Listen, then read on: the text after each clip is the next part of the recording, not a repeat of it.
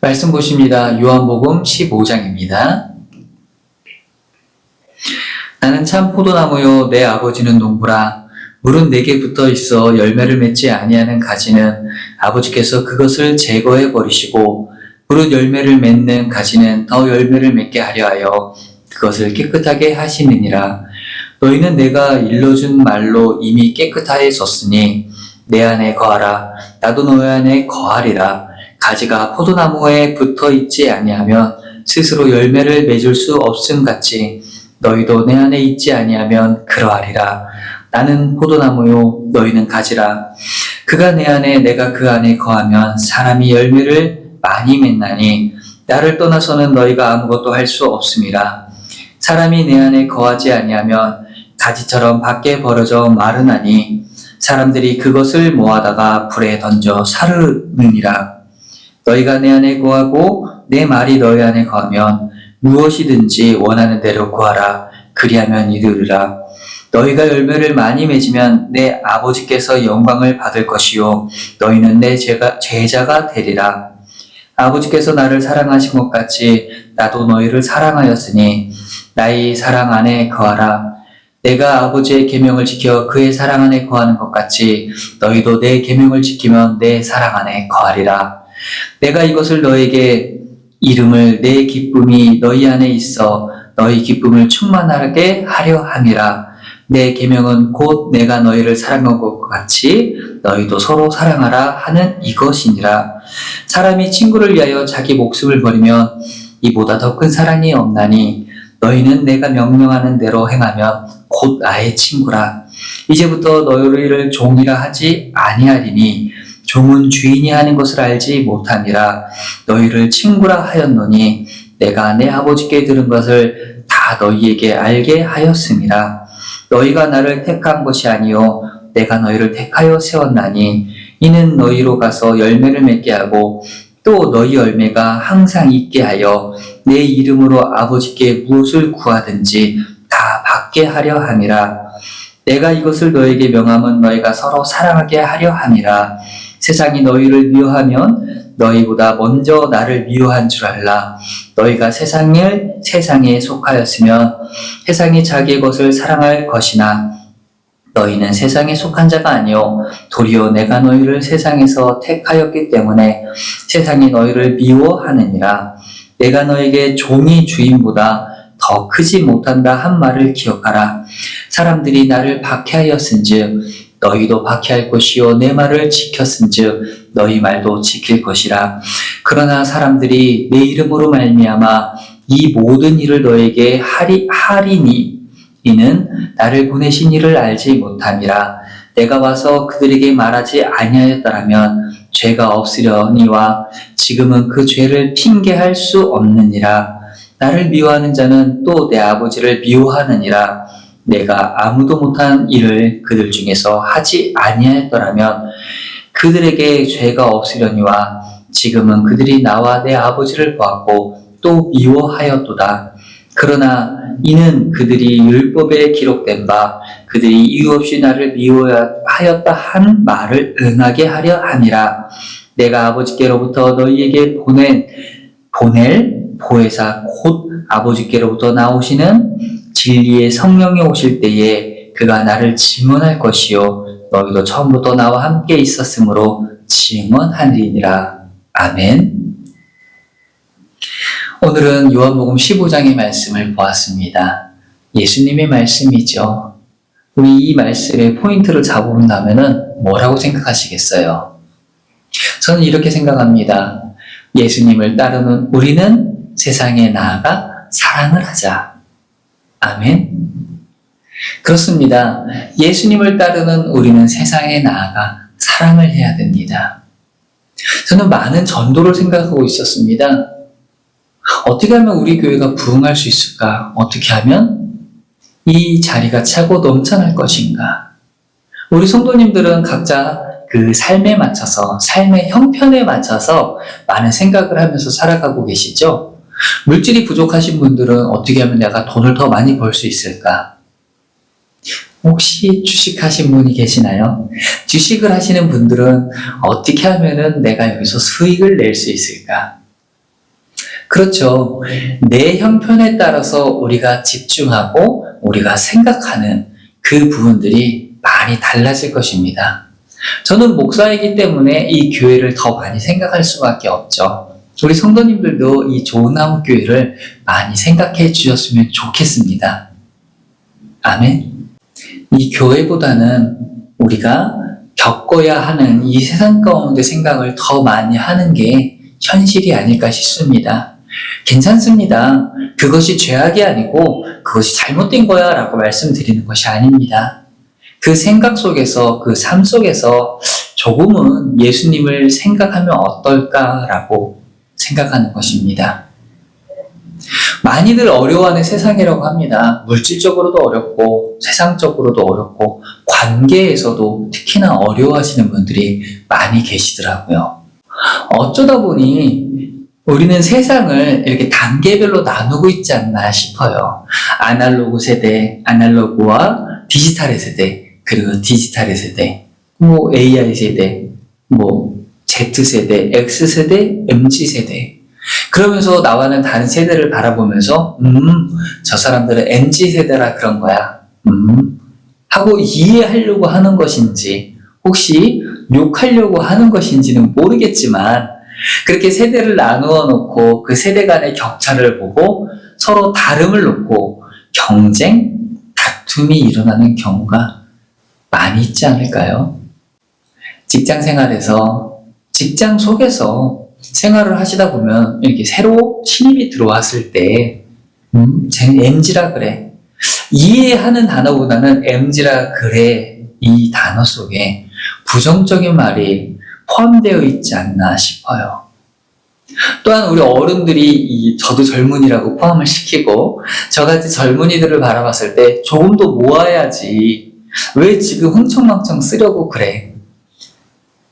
이런 말씀 들어보셨나요? 저는 많이 들어봤습니다. 다름의 시선을 가지고 이렇게 바라보다 보면 나와 다른 그 부분들이 틀렸다라고 생각하는 경우가 많이 있죠. 그렇게 삶을 살아가다 보니까 다툼이 생겨나고 불편함이 생겨납니다. 왜 저렇게 하는지 모르겠어. 왜 저렇게 말을 안 듣는지 모르겠어.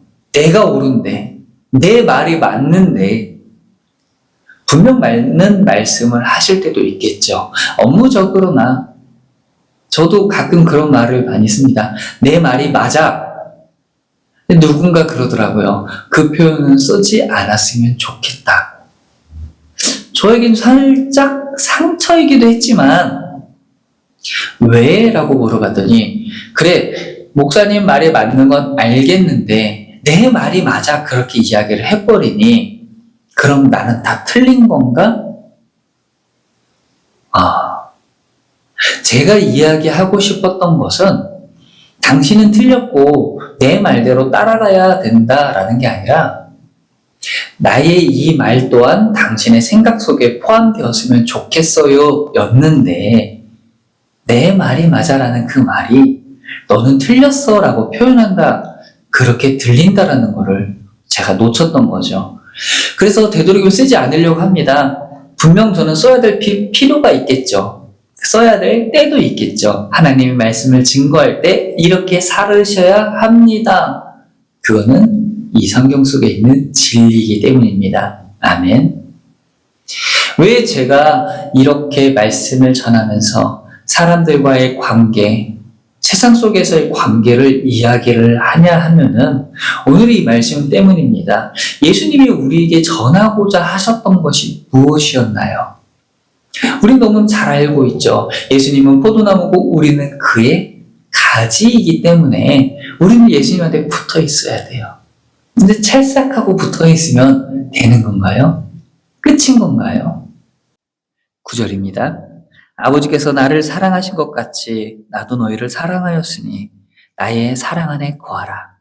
내가 아버지의 계명을 지켜 그의 사랑 안에 거하는 것 같이 너희도 내 계명을 지키면 내 사랑 안에 거하리라. 우리가 가지인 조건이 있다라는 거예요. 가지인 조건은 그냥 나무에 붙어 있는 것이 끝이 아니라 예수님께서 사랑하셨던 것 같이 우리도 사랑을 하고 예수님께서 아버지의 계명을 지킨 것 같이 우리도 그 계명을 지켰을 때에 비로소 가지가 된다라는 거죠. 나무에는 붙어 있지만 아무 쓸모없는 가지들은 어떡합니까? 다 잘라버리죠. 지난주였어요. 논에 뽕나무가 자라고 있습니다. 논두렁에 뽕나무가. 저는 그냥 뽕나무는 자라고 있거니라고 생각을 했는데 그 뽕나무가 자라 잎을 내고 그 잎이 그늘을 만들기 때문에 벼농사에는 방해가 된다는 거예요. 그래서 그걸 다 잘라두고 왔습니다. 그처럼 필요 없는 것들은 없애버리죠. 잘라내야 되는 거죠. 우리는 예수님 앞에 붙어 계십니까? 필요 있는 가지입니까? 예수님의 사랑은 우리에게 무한정 베풀어 주고 계십니다. 조금 무서운 말이지만, 두렵고 떨리는 말이지만, 우리는 예수님 같이 살아야 된다는 거예요. 예수님처럼 살아야 된다는 거예요. 하나님의 계명을 지키며 사셨던 예수님처럼 우리도 계명을 지켜야 되는 거고, 사랑을 베푸셨던 예수님의 모습처럼 우리도 사랑을 베풀어야 한다는 거죠. 다시 돌아가겠습니다. 처음에 제가 그런 말씀을 드렸죠. 세대 간의 격차로 인해서 다툼이 생기고 생각의 차이로 인해서 너는 틀렸어. 나는 맞아. 그 안에 혹시 사랑을 담아보셨나요? 어떠세요? 그런 생각이 드십니까? 아, 그래, 나도 그 안에 사랑을 담고 저를 아끼기 때문에 내가 혼내는 거야. 참 많이 들었던 말입니다. 사랑하기 때문에 많이 혼나고 자랐습니다.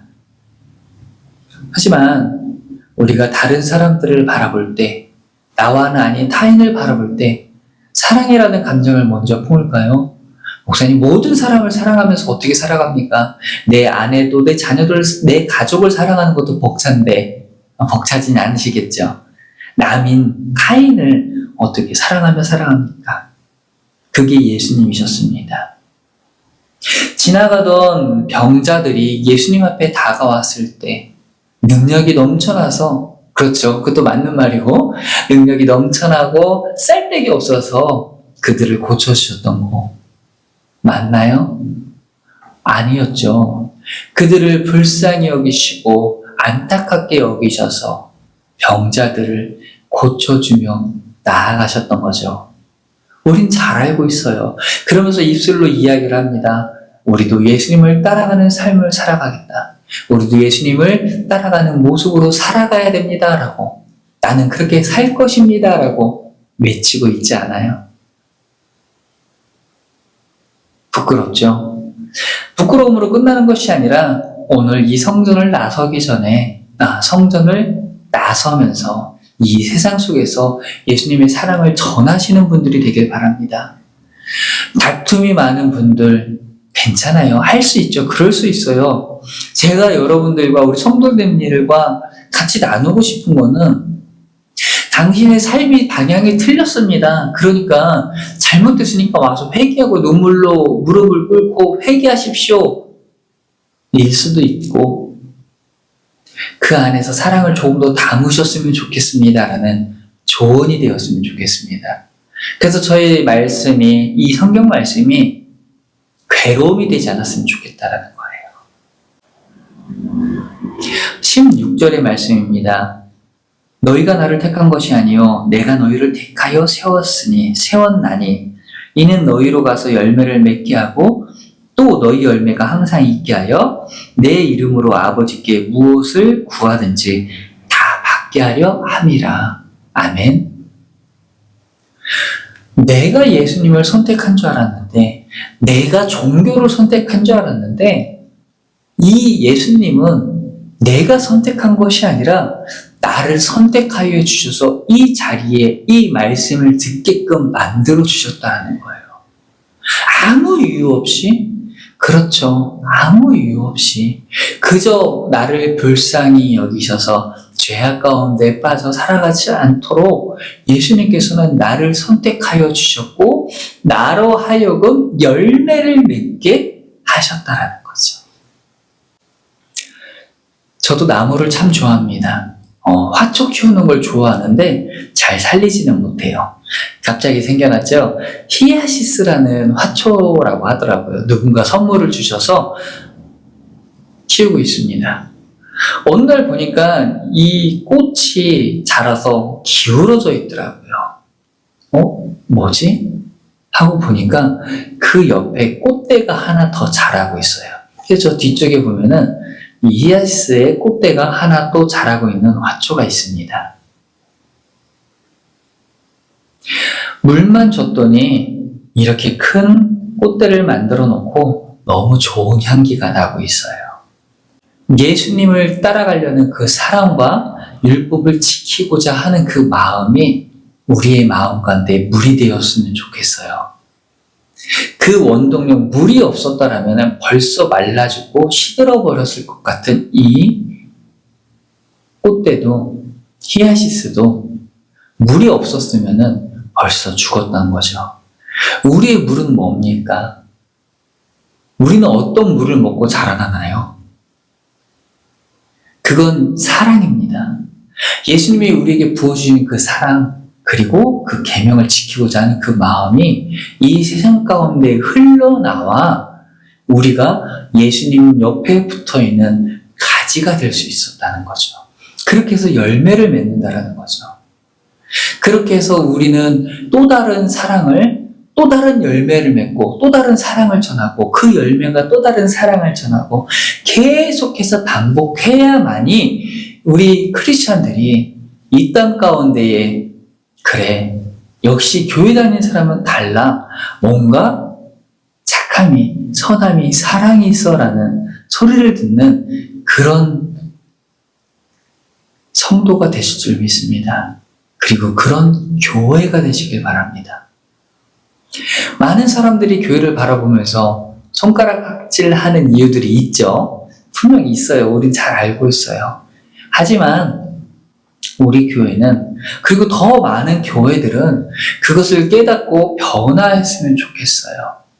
우리 입술 가운데 나오는 그 사랑들이, 우리 입술 가운데 나오는 그 행위가, 우리의 입술 가운데 나오는 사랑들이, 우리의 행동 가운데 나오는 하나님의 그 율법의 지킴의 모습이 이 교회를 더욱더 부흥시키고 하나님의 사랑을 더욱더 멀리 전하는 그러한 교회가 되시기를, 그러한 성도가 되시기를 간절히 소망합니다. 마지막입니다. 26절입니다. 내가 아버지께로부터 너희에게 보낼 보혜사 곧 아버지께로부터 나오시는 진리의 성령이 오실 때에 그가 나를 증언하실 것이요 너희도 처음부터 나와 함께 있었으므로 증언하니라. 아멘. 성령 받으셨습니까? 이 보혜사 성령으로 인하여 우리는 사랑을 증거할 수 있습니다. 보혜사 성령으로 인해서 우리는 하나님의 계명을 지킬 수 있는 거죠. 그런 삶을 사시길 바랍니다. 기도해서, 말씀을 통해서, 찬양을 통해서, 이 예배를 통해서 성령을 충만하게 받으시고 그 성령님을 통해서 하나님을, 예수님을 증거하시는 그런 삶을 살아가시기를 간절히 축복합니다.